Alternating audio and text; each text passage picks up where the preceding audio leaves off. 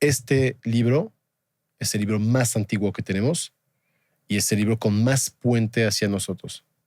En el mundo occidental, sí, digo, en Oriente hay otros libros muy antiguos, los Upanishads, los Vedas. En, la, en el mundo occidental, la Biblia es el libro más antiguo que hay.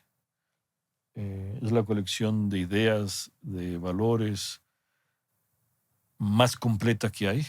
No hay otro. Y digo, ha sido traducido incontables veces, ha sido estudiado incontables veces por todo tipo de personas y ha sido el libro que más ha marcado en el mundo occidental la forma en que el mundo occidental se ha desarrollado como libro unitario, que de hecho la Biblia es una colección de libros. Ahora está la tradición griega, porque Occidente es un producto de la tradición grecolatina, y el cristianismo, plus otras cosas que había en Europa, otras culturas, la cultura germana, etcétera. Pero las dos fuentes básicas del mundo occidental es el mundo grecolatino y el cristianismo, basado en la Biblia hebrea. Es básicamente así como... Por más que México sea muy católico, podemos decir que heredamos de esta cultura griego-latina y de esta cristiandad, ¿no? En México. En América Latina de forma general, ¿no? También.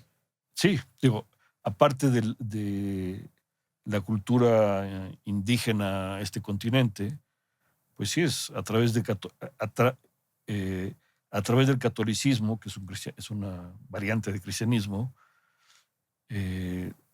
forzosamente México heredó parte del enfoque sobre la vida de la Biblia, igual que del mundo grecolatino. ¿Sigue siendo un bestseller la Biblia? Y ahora, la última vez que noté, si era un bestseller. Es, y lo sigue haciendo, es el bestseller por excelencia. Ese libro creo que sigue siendo el libro más vendido hasta ahora. Se me hace raro, siento, yo lo veo así, siento que la Torah tiene un mensaje universal que conecta, ya seas que seas judío o no. Creo que cualquiera debe y puede leer la Biblia, pero el comentario sobre la Torah, tal vez los no judíos creen que es algo muy judío y no les toca. Si no soy judío, ¿me conviene leer la Torah con comentarios? Sí, sí te convendría. En primer lugar, porque ya todos tienen la Biblia. O sea, ya la tienes. La Biblia la tienes ya. A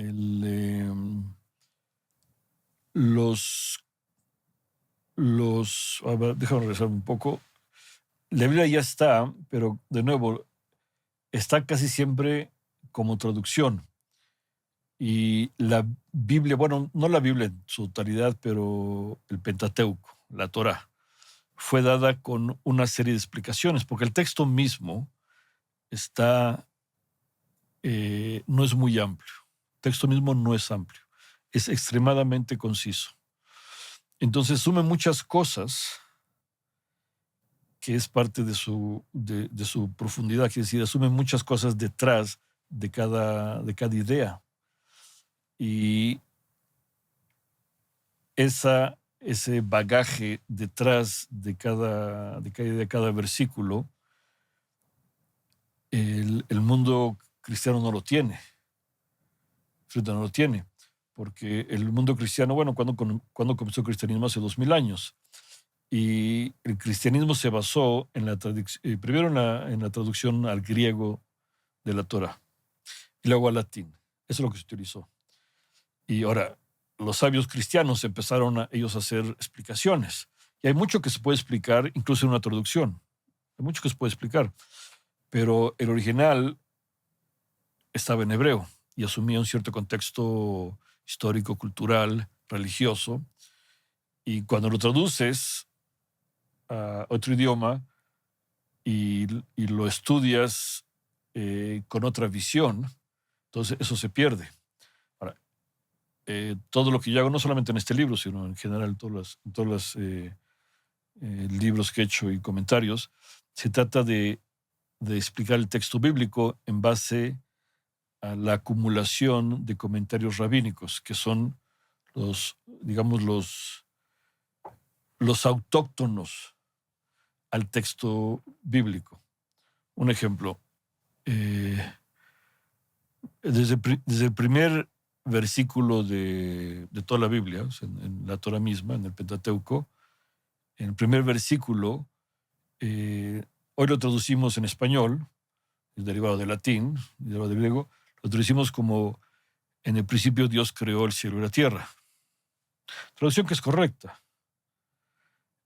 Nada más que hay varios problemas. Decir Dios no necesariamente es decir lo mismo que en hebreo la palabra Elohim. Hay que estudiar qué significa Dios en los idiomas occidentales. Hay que estudiar lo que significa la palabra original, que es Elohim.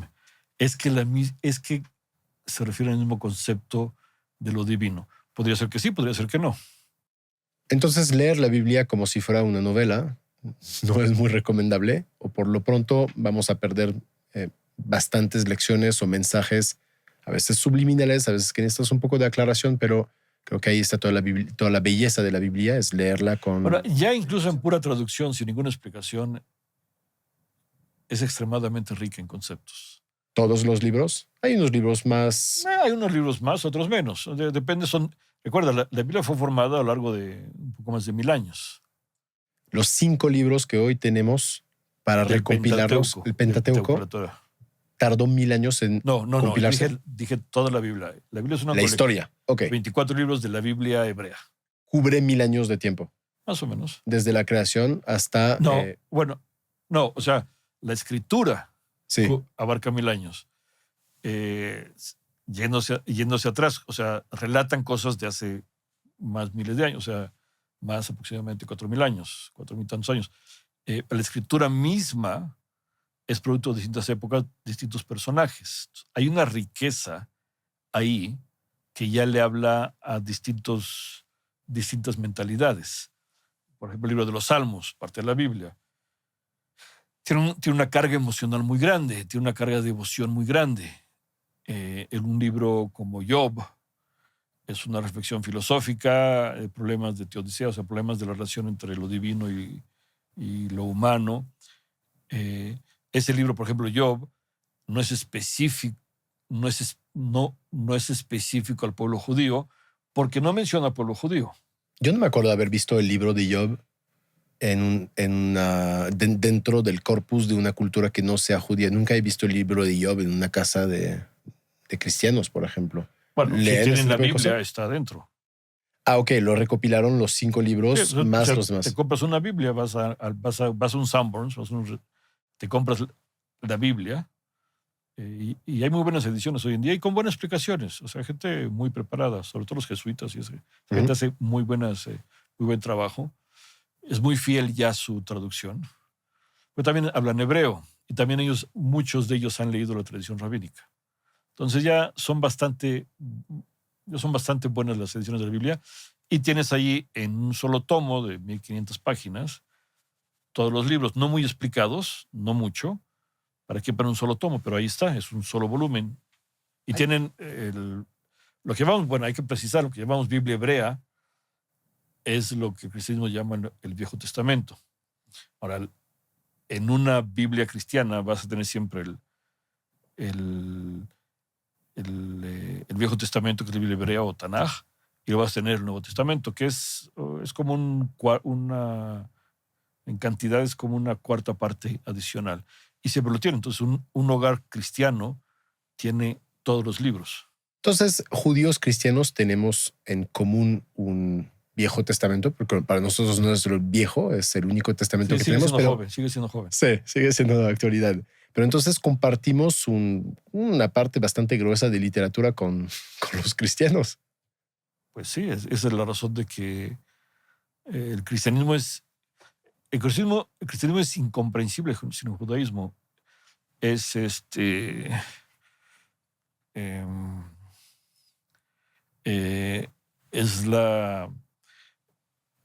es la etapa superior, como lo ven, de una etapa anterior. Hay una base y luego hay un desarrollo. Entonces, el cristianismo ve el Nuevo Testamento como el desarrollo y cumplimiento de la Biblia hebrea. pero son inseparables. No podrías comprender el desarrollo sin comprender su origen. A la diferencia de los musulmanes que ahí agarraron un camino totalmente Sí, ellos tienen distinto. otra escritura. Eso fue una genialidad del Islam. Es una genialidad. Bueno, siguen mencionando personajes que tenemos en común, Siguen como ejemplo mencionando, Abraham, pero Ibrahim o... sí, digo, sí. Partieron de una misma tradición, pero y el Islam se inspiró del judaísmo y del cristianismo, de ambos. Pero al crear una nueva escritura sagrada, pues ya están más independientes de la Biblia hebrea. El cristianismo, aunque hubo intentos históricos, sobre todo en los primeros siglos, cuando estaba conformando el cristianismo, hubo intentos de parte de varios grandes figuras del cristianismo de deshacerse de la base y ya crear algo nuevo, cosa muy lógica, ¿no? O sea, ok, te inspiras en algo, te vas en algo, pero luego vas creciendo y te independizas, pero al final decidieron que no. Decidieron que no y entonces el cristianismo siempre estuvo atado, por decirlo de este modo, cuando en el judaísmo no hay forma. En Alemania, en 1800, hubo varios intentos. En Alemania hubo un desarrollo de estudios bíblicos entre judíos y entre cristianos, y hubo nuevos intentos de separar el cristianismo completamente del judaísmo. No se puede separar. Se podría, pero entonces ya les quedaría un cristianismo completamente distinto. Sí, es un poco lo que platicábamos de este origen que tenemos griego-latino. Y entonces me regresa una pregunta. Me hace bastante fundamental como mexicano, como francés, como europeo, como americano, tener conocimiento de la Biblia y conocer este heritage, este legacy que tenemos. No siento que la gente está muy metida en Biblia. O sea, en el círculo judío porque pues, es cultura central, pero no siento que la Biblia es barómetro de la sociedad hoy. Mira, no conozco estadísticas bien, pero México tiene 130 millones de habitantes. Yo supondría que unos 5 millones de personas, mínimo, leen regularmente la Biblia. Es mucho. Sí, lo que ocurrió es que el mundo occidental se volvió secular y el mundo occidental, al volver secular, minimizó su herencia religiosa de cristianismo. Es culpa de los franceses otra vez. Cortaron la cabeza del rey, separaron el Estado y la iglesia. Bye bye, siento que el mundo heredó de este nuevo orden. Chis franceses siempre hacen desmadre. Sí, también es culpa de un judío, Spinoza. Son Bueno, muchas causas. Judío, Sí, él no dice que es sí. judío. Son muchos factores, pero sí, o sea, el problema es que a partir del siglo XVII, aproximadamente, y sí, fueron franceses los que llevaron la idea. La verdad es que no tiene mucho sentido del balance. El mundo anglosajón, en 1600,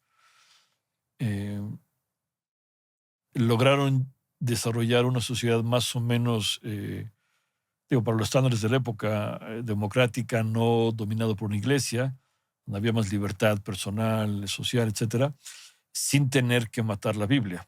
¿Okay? Pero los franceses, pues por muchas razones, no tenían la capacidad del balance que tuvo el mundo anglosajón. Por eso el mundo anglosajón, Estados Unidos, por ejemplo, sigue siendo de los países más religiosos del planeta. Estados Unidos sí se lee mucho la Biblia. Muchísimo. A mí me fascina que hasta en el billete esté escrito en God We Trust. A mí se me hace algo maravilloso.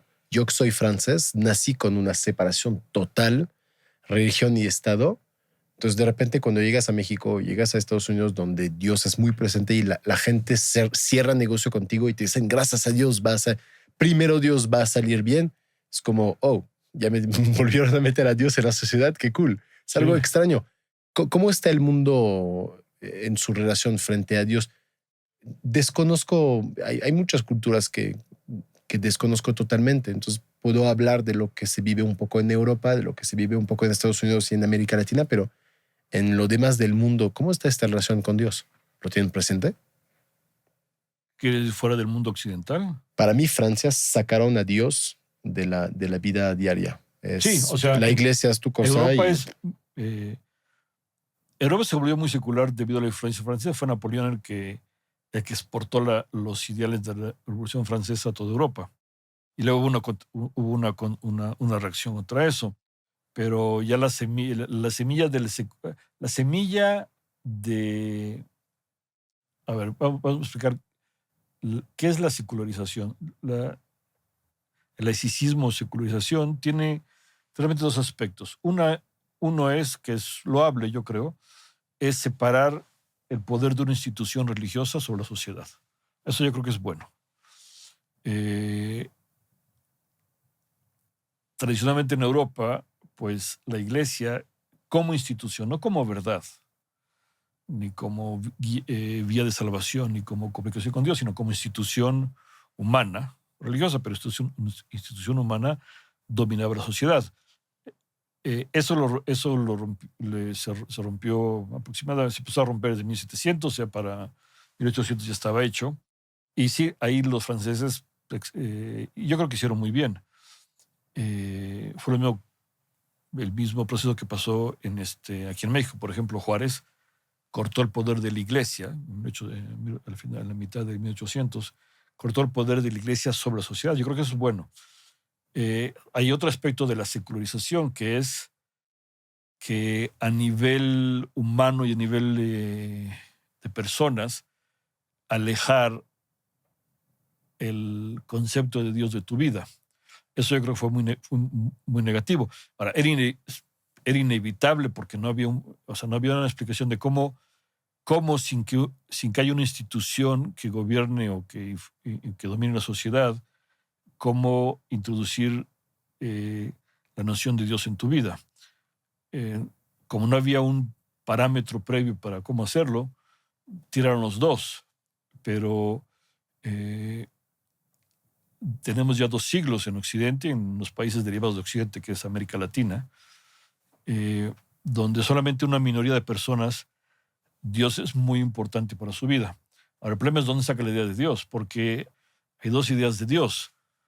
Bueno, hay varias, muchas, Recho, pero aquí principalmente hay 2. Una, la transmitida por la Escritura, y las instituciones que se basan en esa Escritura, que es la Biblia. La otra podría ser la idea de un Dios basado en lo que se llama en un cierto tiempo la ley natural, que es decir... Espinosa. Sí, exactamente. Él y otros, Spinoza es un caso muy particular, pero ya también en Inglaterra en 1600 comenzaron a desarrollar una idea de Dios basada en la razón, tiene un carácter universal, no estaba delimitada por una agenda muy particular que tiene la Biblia. Pues la gente tiene un propósito muy particular. Y ese concepto se llama deísmo. El Dios no es personal, es un poco más difuso, pero es como el principio inteligente que regula todo lo que existe. Y mucha gente siguió esa... muchos, por ejemplo, de Estados Unidos, de los Founding Fathers, eran deístas. Venían de una tradición bíblica porque Es la herencia, su porque la herencia. herencia religiosa que tenían. Pero serían conceptos deístas, como Thomas Jefferson era claramente un deísta, y muchos otros. Entonces, la gente pudo haber seguido un camino deísta, o sea, de un Dios como principio inteligente que regula todo lo que existe, que le da su base, pero el problema con ese concepto de Dios es que no es muy personal, para nada. Entonces, siendo personas nosotros, es muy importante, en general, para los seres humanos, tener un contacto con algo, entonces se personaliza un Dios. Ahora, el Dios personal solamente se halla en la tradición bíblica y el cristianismo que le siguió, o en el Islam también. En Oriente, por ejemplo, tienen es otra idea distinta de Dios, no es exactamente la misma. Los seres humanos tenemos distintas ideas de lo divino. Y la razón que tengamos distintas ideas es porque pues, no lo vemos, ¿no? Entonces, ya que no lo ves, tienes que inventar un poco cómo podría ser. Si leo tu libro con los comentarios, dedico un año de mi vida a leerlo de forma detenida, me acerca a Dios, lo voy a conocer, lo voy a sentir. Eso yo no lo puedo, yo creo que nadie, digo, yo no lo puedo decir. Mejor te En- pregunto entonces, cuando tú lo escribiste, ¿te acercaste a Dios? 2 años a estudiar y comentar y pensar, y sé que tú eres muy, muy profundo en tus pensamientos, ¿te acercó a Dios? sí, también me dejó más perplejo de lo que estaba antes. Eh, ¿Por? la vida es compleja. Pretendemos que es sencilla, pero la vida es muy compleja. Es compleja desde el momento de tus átomos que forman tu cuerpo. Una persona se puede pasar 50 años estudiando cómo funcionan tus moléculas, ¿no? Tus átomos, tus moléculas, tus células, y sigue sin saber exactamente Hmm. cómo funciona. Finalmente, cada ser humano es un producto de un sistema extremadamente complejo. Eso es a nivel físico, nada más. A nivel espiritual es todavía más complejo. El espíritu es más complejo que lo físico. Por eso la mente humana es tan difícil de entender. Pues somos complicados. ¿Eh? Somos Por- complicados. Somos complicados porque la realidad que creó Dios es compleja. Y entonces, al ser compleja, incluso una Biblia no necesariamente te va a ofrecer un camino sencillo. Y esa es la razón de que no nos hemos puesto de acuerdo seres humanos sobre quién es Dios. Es muy compleja la realidad creada por Dios, por lo tanto el Dios que lo creó tiene que ser extremadamente complejo. Puede ser uno, pero esa unidad es extremadamente difícil de comprender. Ahora, para responder a tu pregunta, te acercaría, sí, te acercaría porque lo tienes presente. Eh, También te puede alejar en el sentido de que te deja perplejo. Te surgen más preguntas, o sea, conforme respondes a preguntas, te surgen más preguntas. Analogías con la ciencia, conforme, digamos, una persona quiere estudiar cuerpo humano. Bueno, va y estudia biología y estudia sobre las células. El problema es que las células no se comprenden sin comprender las reacciones químicas que hay detrás de los procesos biológicos de las células. Entonces tiene que estudiar química. Eso dedica ¿okay? Pero el problema es que la química nada más explica en gran complejidad cómo las moléculas se combinan. Y le van a surgir muchas preguntas de por qué se combinan de este modo. Entonces va a tener que regresar algún día a los átomos, todo va a estudiar física. Y así es. Por eso esta división en tres de biología, química y física es de lo más grande que el ser humano ha descubierto. Y cada nivel es más profundo. Entonces, te acercaría si estás dispuesto a seguir investigando, a saber que hay niveles cada vez más profundos, adicionales, y tener la humildad de que no vas a entender todo. Yo personalmente creo que la gente que dice está cerca de Dios sin haber ahondado en su alma y haber pensado mucho, pues nada más está inventando un pequeño Dios, un pequeño Santa Claus a su uso personal. Ves el mundo, tú no ves Dios, tú ves gente, tú ves piedras, tú ves mariposas, tú ves abejas, tú ves estrellas. ¿A qué le vas a llamar Dios? ¿A qué le llamas Dios tú? Eh, yo no me atrevo a llamarlo porque la Torah misma no lo llama. El nombre que la tradición rabínica dice que es el nombre más esencial del Creador es una palabra que son nada más 4 consonantes y no tiene vocales. Es impronunciable. Quiere decir que no es definible. Si no lo puedes pronunciar, no sabes qué es. Si lo defines, lo limitas. Sí, No definirlo es mantenerlo ilimitado, completo. exactamente. Entonces, ¿a qué le llamo yo Dios? Pues yo le llamo Dios a esas cuatro consonantes. Ahora, esas cuatro consonantes son nada más un nombre, es una representación, ni siquiera es Dios. Dios es simultáneamente la parte, el todo y lo que está fuera del todo.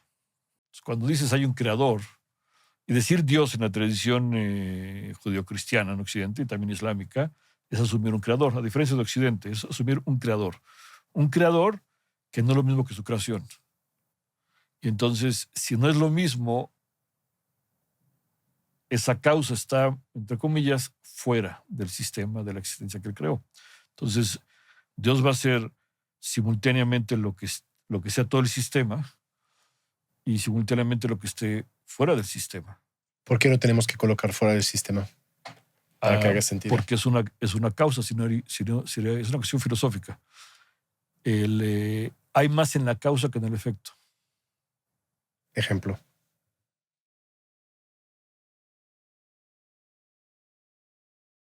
Una analogía muy banal. Hay más en el padre que en el hijo. Me gustó tu ejemplo. Hay más en el padre que en el hijo. Porque el padre pudo haber tenido otros hijos. El hecho de que haya tenido solamente este no significa que solamente podía procrear este. No hay aseveración lógica definitiva de que nada más pudiste tener este hijo. Siempre una causa es más grande que el efecto. Es así como pensamos, no concebimos un efecto que sea más grande que la causa. Es lo que podemos observar. Lo vemos todos los días. Entonces, para nosotros, y por eso en la Biblia, la noción de la creación es tan importante. Por eso comienza toda la Biblia en el principio creó Dios cielo y tierra. Es la idea de creación que te dice que este ser divino es más grande que su creación. Eso evita muchos problemas de concepción. Está afuera. Puede estar adentro a ciertos niveles, lo veas que quiera, pero fundamentalmente es más grande. Es el perímetro externo del círculo. Un perímetro tiene dos lados. La parte interna, lo que le hace ser el círculo, y hay una parte atrás. Eso que llamamos Dios es simultáneamente lo que está fuera del círculo y lo que está dentro del círculo. Algo que la mente humana es realmente incapaz de concebir. Pero salva al concepto de Dios de rebajarlo, de limitarlo. Siento que estamos totalmente perdidos si lo queremos definir a toda costa, porque se siente bien definirlo y tenerlo al lado de ti. El judaísmo se cuida mucho de no definirlo. Justamente una de las maneras es que el nombre que lo representa no lo puedes pronunciar. Ahora, hay otro aspecto, eso a nivel filosófico. Y de hecho fue uno de los puntos de contención entre el judaísmo y el cristianismo. El cristianismo, en mi humilde opinión, cometió un gran error al definir a Dios. ¿Cómo lo define? Pues la Trinidad lo define. Pues sí. La Trinidad automáticamente. Sí. Si dices está compuesto de tres partes, ¿no? Ya lo limitaste. Sí, lo limitaste. Era ya no está dentro y fuera. Los sabios cristianos eran conscientes del problema y han hecho, la teología cristiana es muy compleja, es un sistema muy desarrollado de pensamiento. Pero al final del día, creo yo que fue un gran error derivar la Trinidad de algo que estaba más allá de toda definición. Pero al decir padre e hijo, ¿no? Entonces ya sabes quién es quién. Es un problema. Ahora, eso a nivel filosófico, a nivel teológico de qué decimos de, y es a nivel racional. Ahora, hay una dimensión también, vamos a llamarla, no quiero decir emocional, vamos a llamarla psicológica de Dios, que es de hecho la más importante. Es en hebreo se llama Ve'alachta b'derechav y en latín se llama imitatio Dei, imitar a Dios. ¿Qué debe ser Dios para ti? Pues mira cómo actúa y trata de imitarlo. Eso es la mejor forma de acercarse a Dios. El estudio realmente es un trampolín para transformar lo que en hebreo se llaman los midot, Carácter, los rasgos del los carácter. rasgos de carácter.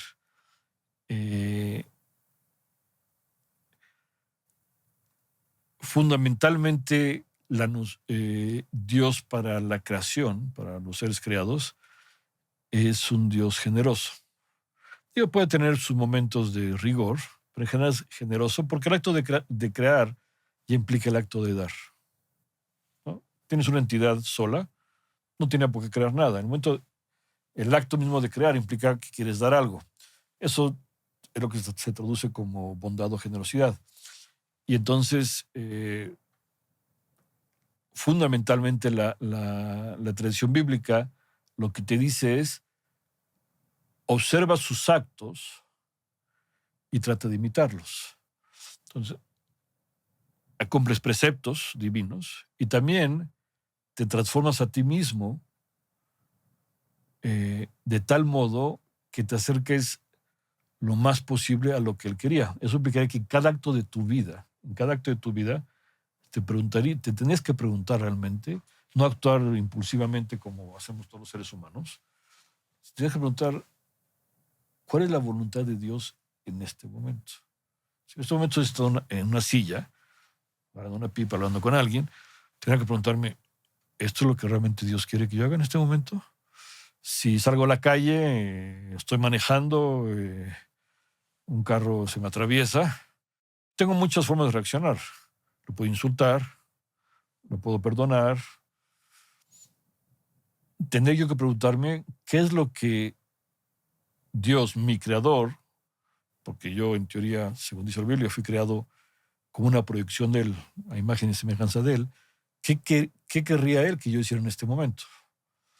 Y la mayor parte de la gente intuitivamente entiende que eso es lo más importante del concepto de Dios. ¿Cómo debo transformar mi personalidad para que refleje su bondad de Él? Intuitivamente la gente entiende que es lo más importante y por eso la religión ha sido siempre con todos los problemas, ha sido un vehículo de mejoramiento personal. Así se le sigue entendiendo. También ha tenido, puede ser, muchos pensadores laicos, sobre todo ateos, han dicho que la religión ha sido una herramienta de destrucción del mundo. Ha tenido eso, pero puede ser que mayoritariamente lo que hace transforma al ser humano de alguien que no sabe cómo actuar, en alguien que diga: sí sé cómo actuar. La alternativa a eso es una alternativa consecuente, es decir, pues no hay Dios, y entonces yo actúo en base a lo que se me ocurre en el momento. Y ahí pierdes el barómetro. Sí, y no hay. Entre un momento y otro momento, Sí, la forma de actuar un día difiere. puedes pegarle a tus hijos, otro día les das un chocolate. El pobre chamaco va a crecer diciendo: pues, mi papá es un esquizofrénico. Y no le queda otro, porque la reacción a veces estoy de buenas, a veces estoy de malas. Tengo problemas en el trabajo, pues estoy impaciente. Entonces, y el niño pues no entiende cómo reaccionó así, así, así. Entonces, lo que hace va a repetir los mismos errores de los padres. La cuestión de los padres e hijos es algo que se menciona mucho en los versículos bíblicos y presupone que los padres iban a seguir una cierta guía en su vida para educar nuevas generaciones y todos iban mejorando. Como dije, no ha funcionado mucho, pero ahí sigue siendo sigue siendo un faro. ¿Sigue siendo un faro para los judíos y los judíos hacia el mundo, o sigue siendo un faro para la humanidad? Entonces, me encantaría ver la Biblia como un mensaje universal, pero no siento que le habla a todos. Todos llegamos con nuestro background, con nuestro baggage, con nuestra historia, nuestra cultura. Unos lo rechazan, unos lo aceptan, unos lo cambian. ¿Perdió su vocación universal o no es universal? Inicialmente, por lo menos en el Pentateuco, no tenía una vocación universal. Está dirigida al pueblo de Israel. Comienza con la creación del mundo y lo que sucedió en las primeras generaciones, pero una vez que llega Abraham y a su descendencia, se concentra en Abraham y su descendencia. Ese es todo el Pentateuco. Y ahí se podría haber quedado. Pero la Biblia no es solamente eso. Hubo otros libros. Y esos dos libros, pues añaden, complementan, y dentro de ese complemento y esa añadidura están los profetas. Los profetas sí tienen una dimensión universal. De hecho, por eso el cristianismo se inspiró en los profetas más que en el Pentateuco, en otras cosas.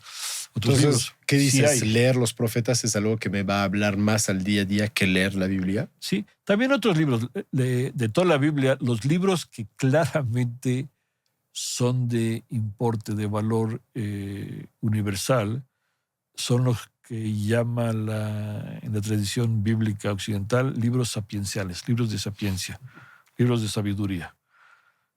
Está Coelet, Eclesiastés, Proverbios, Mishlei, Job, una parte de los salmos, claro. Los salmos son muy universalistas. Y muy difícil de entender. Sí, hay que estudiarlos. Yo un día di una clase de 20 salmos, me tardó 6 meses. ¿Cuál es el show con el rey David? Porque hasta lo cantan las mañanitas, lo reconocen, sé que el Islam reconoce al rey David, es el rey por excelencia de la ficción. Es un héroe de novela, digo. Sí, es un héroe de novela. totalmente. Leer a diario los salmos es algo tradicional judío que hacemos por lo que te trae en la vida. ¿Recomiendas a un no judío leer salmos con explicaciones e impregnarse de eso? Ya lo leen los cristianos serios, la gente practicante y cristiana lee los salmos. Te lo prometo, agarro mi celular y agarro todos los contactos no judíos que tengo y les pregunto algo de salmos. Nadie me puede decir nada. No conozco a gente que... ¿No tienes amigos practicantes cristianos? No tengo amigos. Pero si los tuvieras... ¿Es muy central?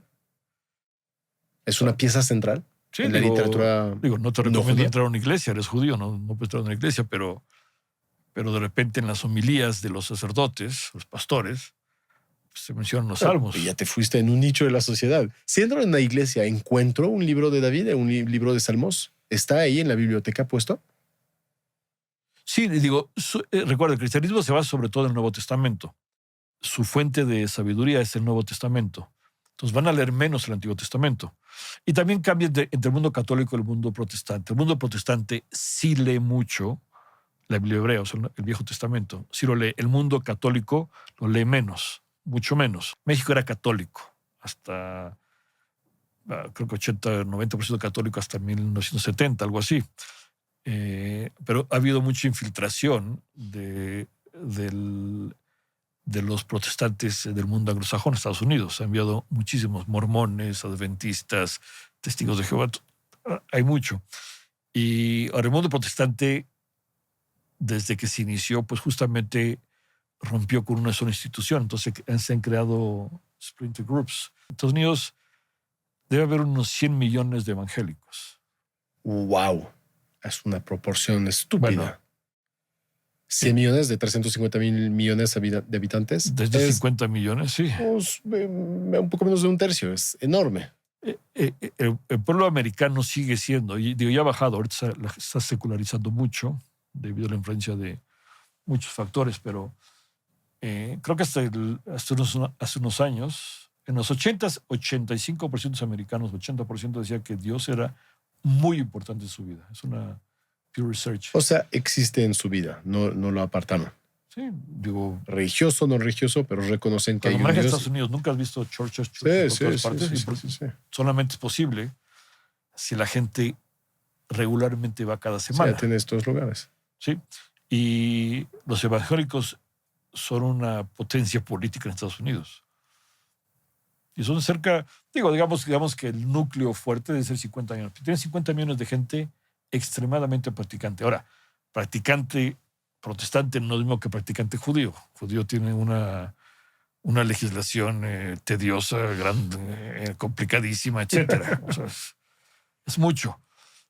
Porque es un pueblo pequeño, entonces es posible desarrollar una halajá, una ley que sea muy rigurosa y muy, muy sofisticada, un sistema muy, muy complejo. El cristianismo tiene menos de una legislación, no es una legislación, se basa más en la fe.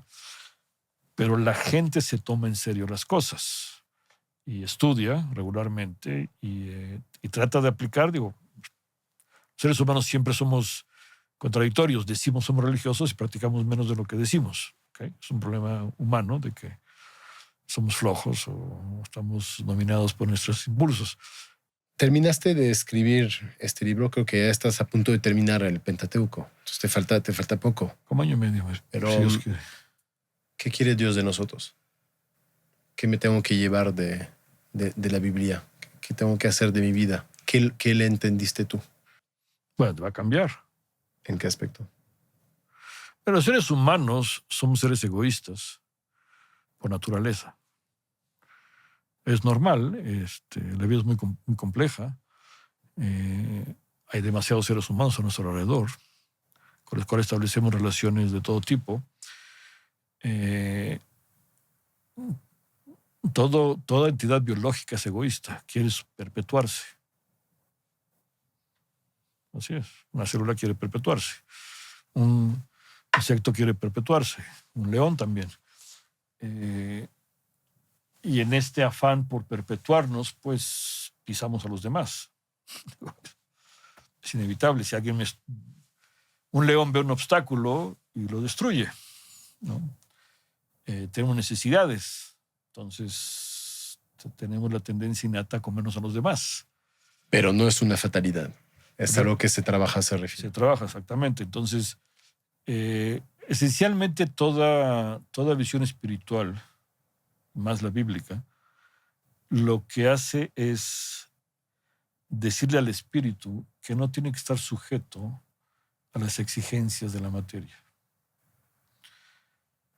Déjame reformular esto. El problema siempre ha sido el materialismo. El materialismo no significa necesariamente los objetos, es el hecho de que estoy colocado en un mundo donde necesito lidiar con objetos materiales. Primero necesito comer, necesito reproducirme, es un instinto material. Necesito fundar una sociedad, necesito crear tecnología, necesito hacer muchas cosas. Todo eso es el hecho de que estoy en un mundo material. O sea, el guf, que llaman en el cuerpo. Lo que hace toda buena religión, o sea, toda visión espiritualista, es decir, no sigas tus impulsos materiales. Antes que nada, pausa, pregúntate cuál es la mejor manera de refinar tus impulsos materiales y utilizarlos para bien. Eso es el espíritu.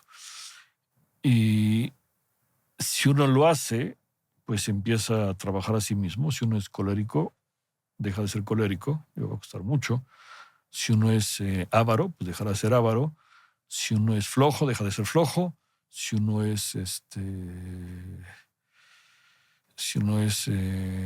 decidioso, trata de ser diligente.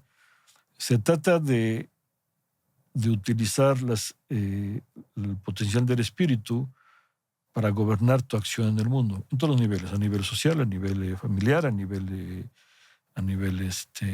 personal. Y ese es el mejor mensaje es el mensaje que, tomando su conjunto, te ofrece el pensamiento bíblico. Es claro que es así. Dios quiere tu bien. Sí, Dios quiere tu bien. No hay mucho que agregarle, porque igual yo no diría, tú me creaste contra mi voluntad y me voy a ir del mundo contra mi voluntad, como dice un texto rabínico. Asumimos que Dios quiere nuestro bien. Lo que sí sabemos, además, es que Él es la esencia del bien. Entonces, si yo quiero estar ligado, yo como efecto, como criatura, quiero estar ligado a mi Creador, pues debo portarme de la mejor manera como el Creador me pide que me porte. Esa es la esencia de todo. Lo que decía yo, que es Belachta B'Derajav. Imitar a su camino. Imitar a su camino. Y ese es lo mejor. El ser humano tiene mucha maldad interna. Nacemos con maldad. No hay que hacernos ilusiones. Rousseau se equivocó. Rousseau, el pensador francés, se equivocó de que el ser humano nace bueno y la sociedad lo corrompe. No. Nacemos con mucha maldad y creamos sociedades malas Porque tenemos maldad. No existe la sociedad sin el individuo. Son los seres humanos que harán la sociedad. Entonces, esta idea de que nacemos buenos es una falacia. Es muy sencillo. Deja de educar a tu hijo y dale todo lo que sus caprichos quieran. Se va a convertir en el tipo más... Un monstruo. Un monstruo. En un monstruo. Tenemos muchas cosas buenas. Digo, yo no dije que somos malos, dije que nacemos con mucha maldad. O por lo menos no hacemos un blank slate. Perfecto, blanco, sí. Y según lo que pasa en la vida se fasona. Sí, así no es. Entonces, se trata de... se trata en palabras del Zohar, un texto rabínico. De Kabbalah. Sí, de Kabbalah. De aumentar la luz sobre la oscuridad. Nacemos como un compuesto de luz y oscuridad, bueno y malo. Y algunos nacen con mayor maldad, otros nacen claramente con mayor bondad. No somos iguales. La tarea de cada ser humano es transformar lo que se le dio en algo mejor. Somos todos mortales, nos vamos a morir. Y cuando nos muramos, vamos a tener que responder una pregunta. ¿Se te dio X? ¿Qué hiciste con eso? Eso va a ser muy simple. Se te dio X cosas. Se te dio 24 cosas. ¿Es que lograste hacer 25 de ellas? ¿O es que perdiste los 24 y quedaste con 10? Esa es siempre la gran pregunta que está en la base de toda visión espiritual del mundo. ¿Hiciste más y mejor de lo que se te dio o no? Ahora, el mundo occidental hoy en día pues ya nos hace muchas preguntas. En general, digo, la humanidad estamos muy ocupados en desarrollar estamos muy ocupados en pelearnos entre nosotros, ¿no? Como los políticos, ¿no? Pero esa es la pregunta que tendría todo el mundo que hacerse cada día en la mañana. En este día, ¿voy a utilizar lo mejor que tengo para hacer algo mejor todavía o no lo voy a utilizar? Digo, no sé de qué otra manera se puede decir. Fue un placer como siempre. Ya me dejaste muy pensativo.